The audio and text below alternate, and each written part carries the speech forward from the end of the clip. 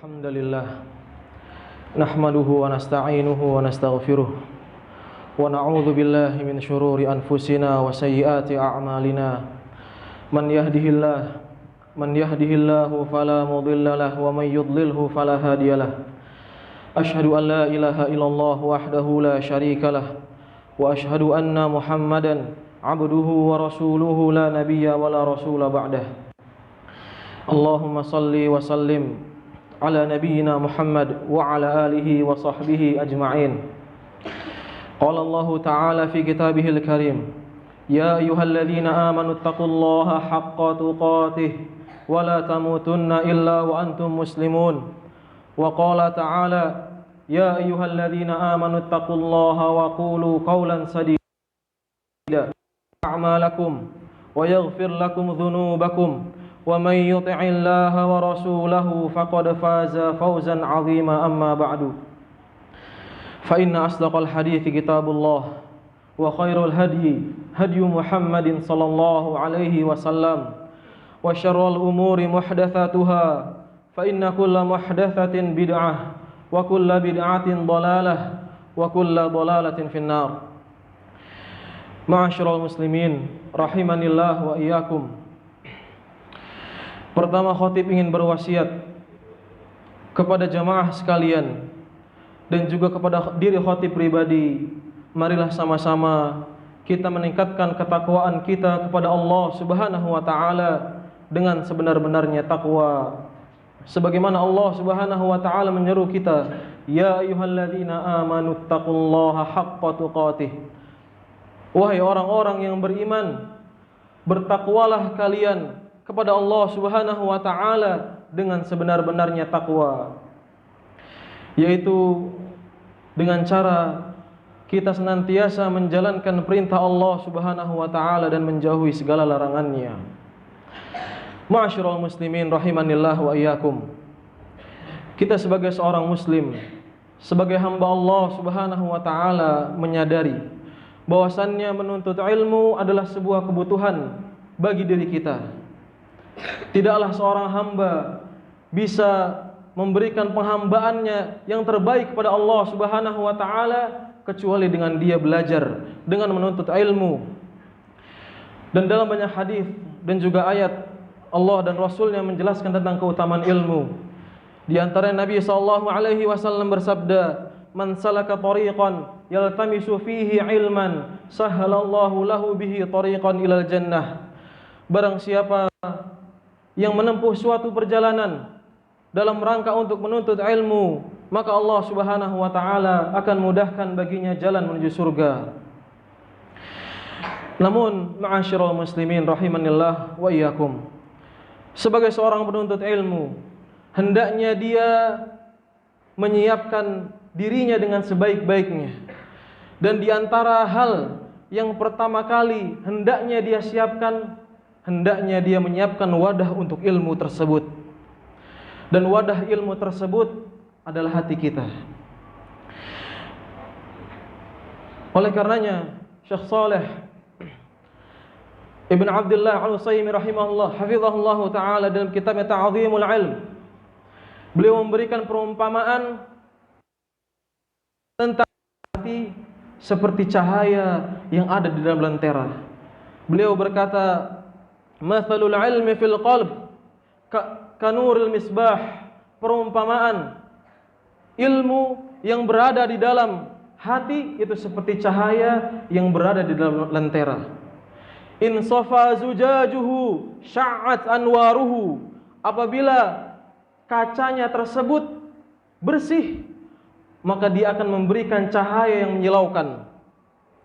Wa in latakhathul ausah. Apabila kaca tersebut kotor dengan kotoran, kasafa anwaruhu, maka cahayanya pun akan meredup.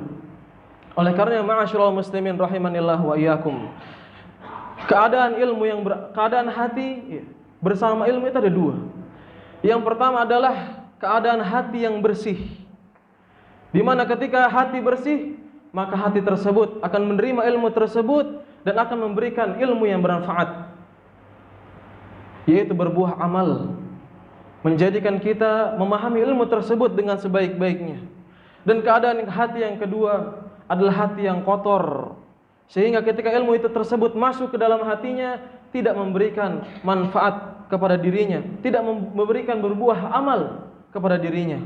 Oleh karenanya Allah Subhanahu wa taala memerintahkan nabinya, dan ini adalah perintah yang pertama kali, awal-awal perintah yang diberikan oleh Allah Subhanahu wa taala kepada rasulnya, dan pakaianmu maka bersihkanlah. Para ulama menjelaskan di antara tafsirnya dari ayat tersebut, yang dimaksud dengan thiyab, pakaian, adalah amalan. Dan amalan kalian dan amalanmu bersihkanlah. Baik amalan tersebut berupa amalan zahir atau amalan batin yang terdapat dalam hati. Oleh karena kita menyaksikan bagaimana Allah Subhanahu wa taala menyiapkan diri Nabi sallallahu alaihi wasallam agar beliau benar-benar bisa menerima wahyu, agar hati beliau benar-benar menerima cahaya. Allah Subhanahu wa taala belah dada beliau.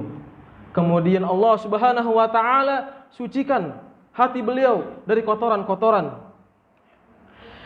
Ibnu Hajar Al-Asqalani rahimahullahu taala dalam kitab Fathul Bari menjelaskan bahwasannya kejadian pembelahan dada Nabi sallallahu alaihi wasallam terjadi 3 kali. Yang pertama ketika beliau di masa kanak-kanak, ketika beliau diasuh oleh ibu asuhan beliau, ibu susuan beliau, Halimah As-Sa'diyah. Kemudian yang kedua terjadi ketika beliau hendak menerima wahyu yang pertama, yaitu di Gua Hira. Dan yang ketiga adalah ketika peristiwa Isra dan Mi'raj. Dan dari kisah tersebut semakin meyakinkan diri kita akan pentingnya bagi seorang penuntut ilmu untuk menyiapkan wadah ilmu, yaitu hatinya. Ma'asyiral muslimin rahimanillah wa iyyakum. Dan di antara sebab yang lain kenapa kita harus menyiapkan hati kita terlebih dahulu, membersihkan hati kita dari kotoran-kotoran sebelum kita menuntut ilmu, sebelum kita menghafal Al-Quran, sebelum kita menghafal hadis, adalah karena Allah Subhanahu wa taala melihat hati kita dan amalan kita. Bukan pakaian yang kita pakai, bukan harta benda yang kita miliki atau jabatan yang kita miliki. Nabi sallallahu alaihi wasallam bersabda, "Innallaha la yanzuru ila suwarikum wa ajsadikum." Sungguhnya Allah Subhanahu wa taala tidak melihat rupa kalian dan juga perawakan kalian, walakin innallaha la yanzuru ila suwarikum wa amwalikum. Sesungguhnya Allah Subhanahu wa taala tidak melihat rupa kalian dan juga harta kalian, walakin yanzuru ila qulubikum wa amalikum. Akan tetapi Allah Subhanahu wa taala melihat hati kalian dan juga amalan perbuatan kalian. Rawahu Muslim.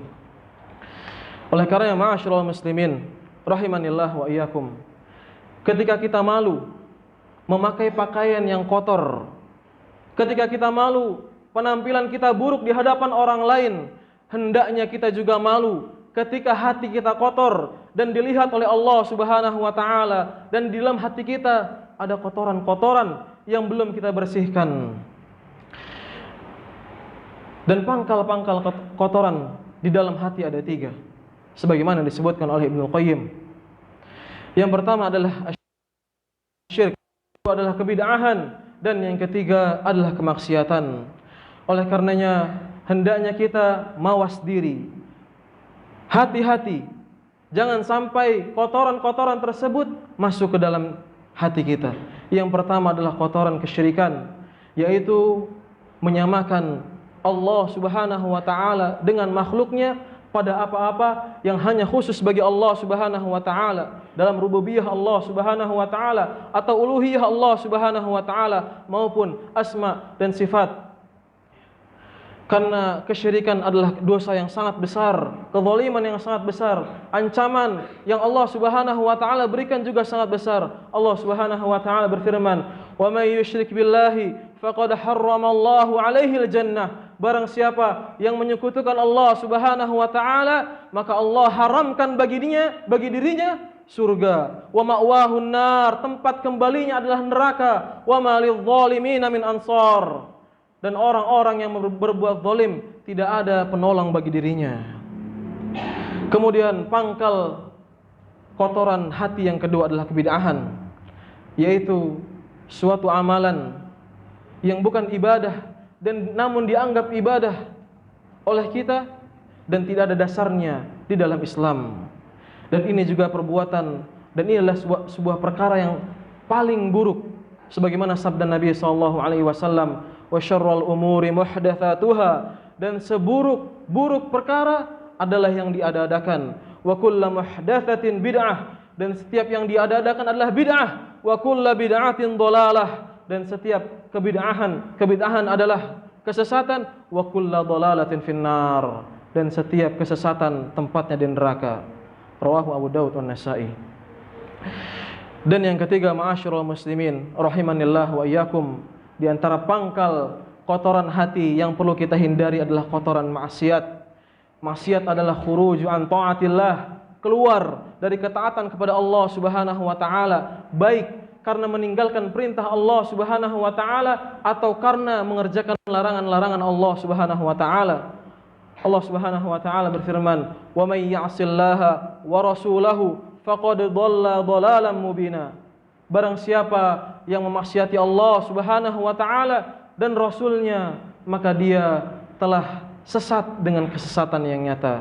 Aqulu qauli hadza wa astaghfirullah li wa lakum wa lisairil muslimin fastaghfiruhu innahu huwal ghafurur rahim.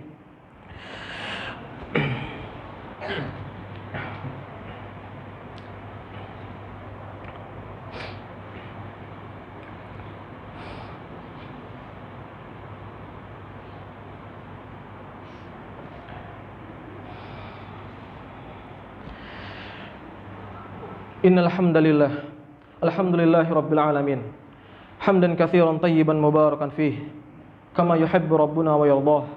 Wassalatu wassalamul atammanil akmalan ala al-mab'uuts rahmatan lil alamin wa sayyidil anbiya'i wal mursalin, salawatullahi wa salamuhu alaihi wa ala alihi wa sahbihi ajma'in. Amma ba'du. Ma'asyiral muslimin rahimanillah wa iyyakum. Setelah kita memahami bahwasannya seorang penuntut ilmu hendaknya menyiapkan hatinya sebelum dia memulai untuk menuntut ilmu, kemudian juga dia harus memahami apa bahaya bagi hati-hati yang kotor, hati-hati yang di dalamnya ada penyakit-penyakit hati, di mana Allah Subhanahu wa taala akan mengancam, akan memalingkan dirinya dari ayat-ayatnya. Allah Subhanahu wa taala berfirman, "Sa'asrifu an ayati alladhina nastakbaru sa'asrifu an ayati alladhina nastakbaruna." Aku akan memalingkan dari ayat-ayatku. Siapa? Alladzina yastakbiruna fil ardi, yaitu orang-orang yang sombong, yaitu orang-orang di dalam hatinya ada kibr, kesombongan, fil ard bighairil haqq, tanpa alasan yang benar.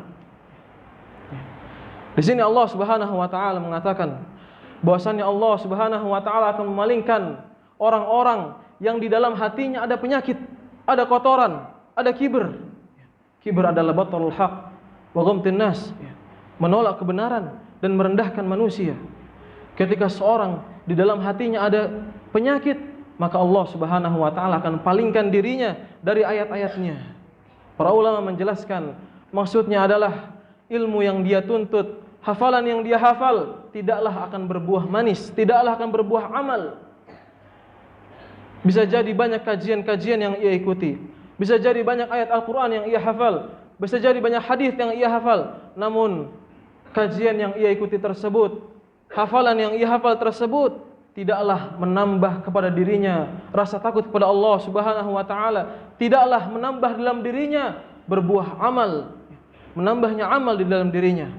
Oleh karenanya seorang ulama mengatakan, Sahal bin Abdullah rahimahullahu taala mengatakan, haramun ala qalbin an yadkhuluhu nur. Haram bagi setiap hati untuk dimasuki ke dalamnya cahaya. Wa fihi syai'un mimma yakrahullahu ta'ala, dan di dalam hatinya tersebut ada sesuatu yang dibenci oleh Allah Subhanahu wa ta'ala. Semoga Allah Subhanahu wa taala memudahkan kita untuk membersihkan hati-hati kita dari kotoran hati, dan semoga Allah Subhanahu wa taala menjauhkan hati kita dari kotoran-kotoran hati tersebut. Innallaha wa malaikatahu yusholluna 'alan nabi ya ayyuhalladzina amanu shallu 'alaihi wa sallimu wa taslima.